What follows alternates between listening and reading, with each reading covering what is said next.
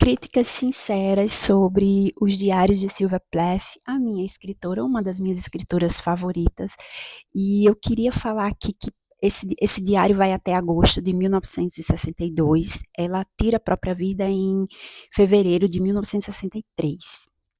Então, tem alguns meses que não está aqui nesse diário, que o ex-marido dela, que ficou com o espólio de toda a obra dela, quando encontrou os diários dela, destruiu por algum motivo. E essa parte a gente nunca vai conhecer, a gente nunca vai saber. E a Silvia, ela é muito honesta em muitas questões, só que você sente que em algumas partes teve um determinado corte. Por exemplo, ela tá tendo um relacionamento com um rapaz, ela tá muito apaixonada por ele e pensa nele, tem as inseguranças de uma jovem, de repente ela se casa com Ted Hughes. Então, assim, tem cortes muito grandes que a gente fica querendo, mas o que foi que aconteceu com aquele rapaz que ela deixou de se apaixonar e se casou de repente com Ted Hughes? Por quê?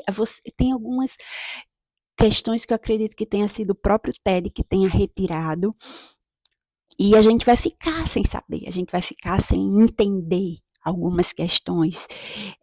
Uma coisa muito pesada desse livro é o relacionamento dela com a mãe, que era narcisista e ela sofria muito com isso, e você tem que ler esse diário e você tem que parar um pouco para respirar e para poder continuar, porque tem passagens muito pesadas. Então, quem tem gatilhos com depressão, com ansiedade, não é muito legal, porque ela lutava desde sempre contra a depressão e foi internada algumas vezes, passou por terapia de eletrochoque, assim, que fez piorar toda a situação dela na época.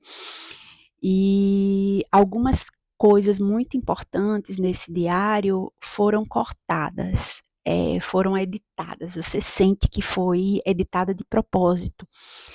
Então, por exemplo, as razões do divórcio dela, a gente termina em agosto, ela se separa do Ted em outubro, então a gente sabe que uma separação não é do dia para a noite, aconteceu algumas questões antes que não é colocada em nenhum momento aqui. E a gente sabe que ela não viveu um casamento às mil maravilhas, não.